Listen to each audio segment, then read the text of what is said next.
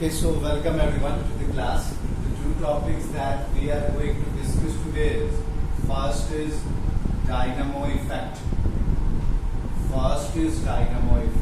Okay. See, what is dynamo effect? Our earth is divided into three parts. One is crust, another is mantle, and the inner one is core. Okay. The core is divided again into two parts. One is outer core and one is inner. Okay, the core is divided into two parts. One is outer core and one is inner core. Outer core consists of molten metals. Because the temperature is very high and pressure is very high, therefore metal exists into the molten form, and inner core consists of solid metals. Due to very high temperature and pressure, the metal there exists into the form of solids. Coming to this outer core. Earth is rotating, as you all know. The earth is rotating with a uniform speed. If the earth is rotating with the uniform speed, that means that outer core is also rotating with it, with the uniform speed. This outer core is also rotating with a uniform speed. If the outer core is rotating with the uniform speed, this molten metals, this exists in the form of ions, that means charges. That means these ions are also moving with the uniform speed. These charges are also moving with the uniform speed, and when the charge moves in the uniform speed, it produces magnetic field. This phenomenon is called dynamo effect, which results in the magnetic field of the earth. Let's have a look again. The earth is divided into three parts. One is called crust, another is mantle, and third one is core. This core is again divided into two parts. One is outer core and one is inner core. Outer core exists into the form of molten metals that exist into the form of ions. Inner core is present in the solid metals due to very high temperature and pressure. Let's look at outer core. Since the earth is rotating with the uniform speed, therefore the outer core will also rotate with the uniform speed. If the outer core is rotating with the uniform speed, that means these ions or charges will also move with uniform speed. If the ions or charges are moving with the uniform speed, magnetic field will produce. This phenomenon results in magnetic field of Earth. This is called dynamo effect. Though the value of Earth's magnetic field is very low, it is in the form of Gauss, that is 10 to the power minus 4 Tesla, but this phenomenon results in magnetic field of the Earth. Coming to the second topic, everybody, that too is also very important. Coming to the second topic. The second topic that we are going to discuss is hysteresis. Okay. What does hysteresis means? In Latin it means lagging behind. It is a Latin word. In English it means lagging behind. Hysteresis means lagging behind. Hysteresis means lagging behind. Just have a look what I want to tell. We have already discussed V is equals to chi into H. This chi was called magnetic susceptibility. This chi was called magnetic susceptibility. If I remove this constant, that means V is proportional to H. That means it is depending upon H. If we increase H, V will increase. If we decrease H, V will decrease. Just I am giving a recap. And these two both depends upon current. If we increase the current, both will increase. If we decrease the current, both will decrease. Now coming back to the hysteresis. What is hysteresis? If you remember in class 10, there was a little introduction that how can we make electromagnet or permanent magnet. Suppose this is the solenoid. If the current is flowing through the solenoid, it generates a uniform and strong magnetic field. If we put the material into the solenoid known as core, the material is called core. depending upon its properties, it will be get converted either into electromagnet or either into permanent magnet. Let's see what is that. Okay. Let's see first how the graph was made. This was H, this was B. If I increase the current, what will happen? Both will increase. Both increases to a certain value. This is A. This A is called saturation point. This A is called saturation point. That means both will increase up to a certain value, up to saturation point. What is saturation point? Beyond this, if we increase further current, no effect will take place on B and H. On increasing current, both increases up to a saturation point. What is the saturation point? If we increase current furthermore, there will be no effect on B and H. Now, what will happen if I decrease current?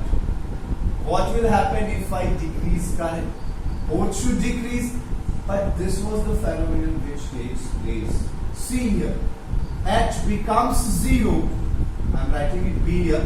H becomes 0, but magnetic field is having a certain value. This OB. This is called retentivity. This is called retentivity. On decreasing current, there was a spelling mistake there. Retentivity.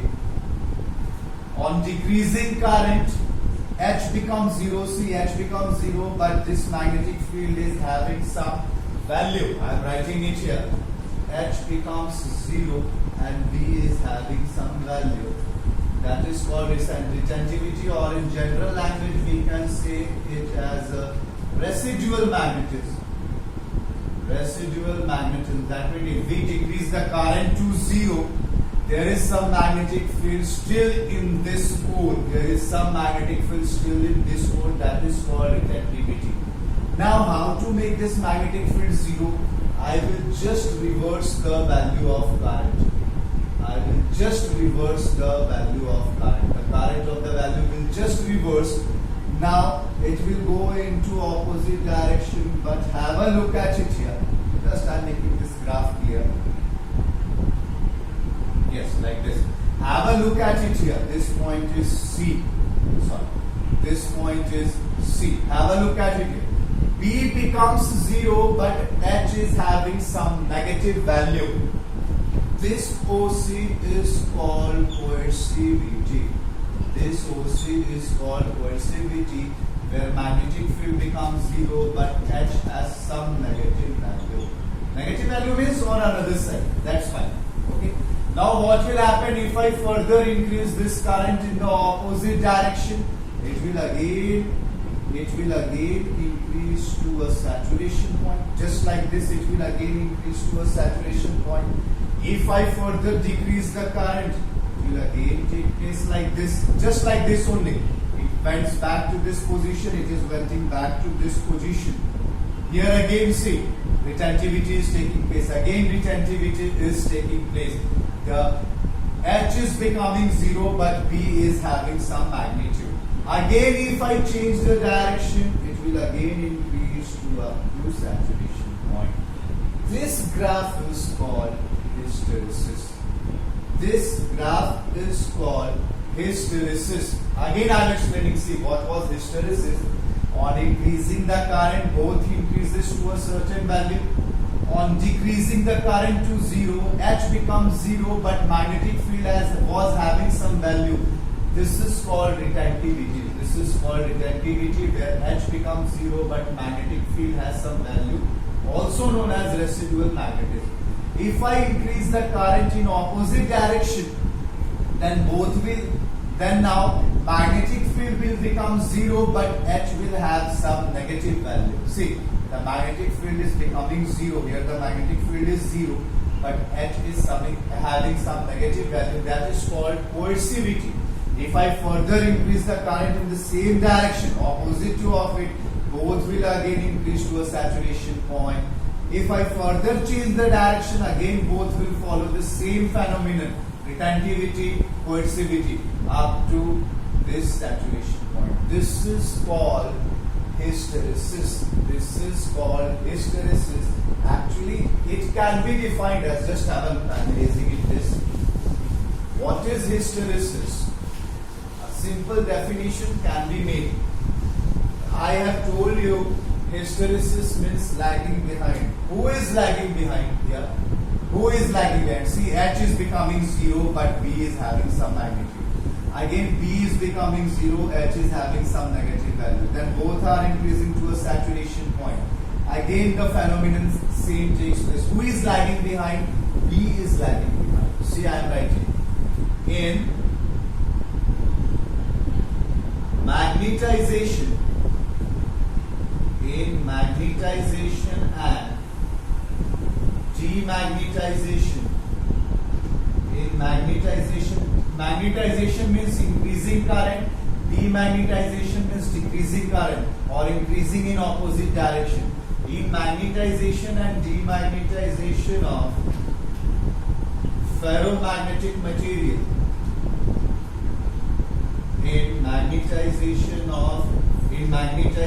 and demagnetization of ferromagnetic material, again magnetization means increasing current, demagnetization means decreasing current or increasing in opposite direction of ferromagnetic material.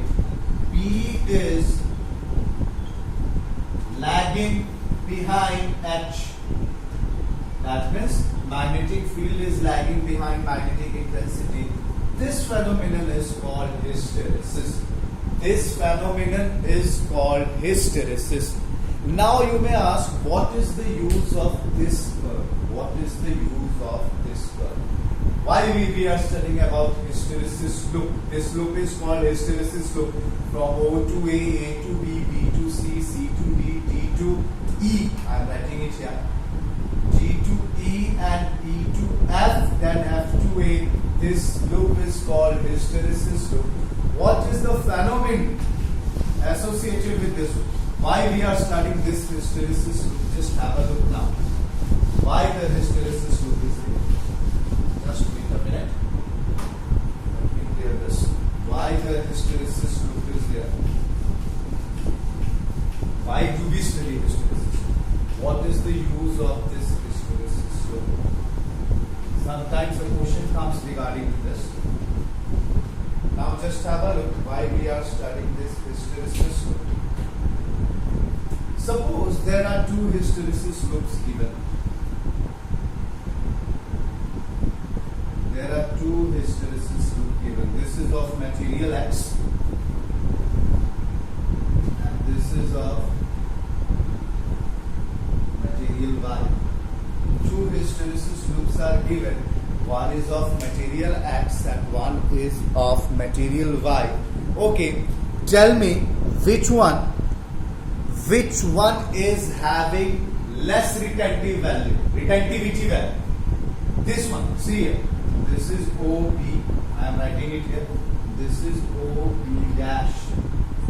Retentivity value of X is less than retentivity value of Y. Or we can say that residual magnetism of X is less than residual magnetism of Y. These are the graph I obtained from the properties of material. Which one will you prefer for electromagnet and which for permanent magnet? See, what was retentivity? On keeping the current to 0, the magnetism property that is left in the material was called retentivity, the residual magnetism. So which one you will use for permanent and which one for electromagnet? For permanent, what do we say? The retentivity or the residual magnetism will be high. So I will use this material as permanent magnet and this material as electromagnet. So hysteresis loop decides which material should be used as a permanent magnet and which material should be used as an electromagnet. This is the use of hysteresis loop. Got it, everyone?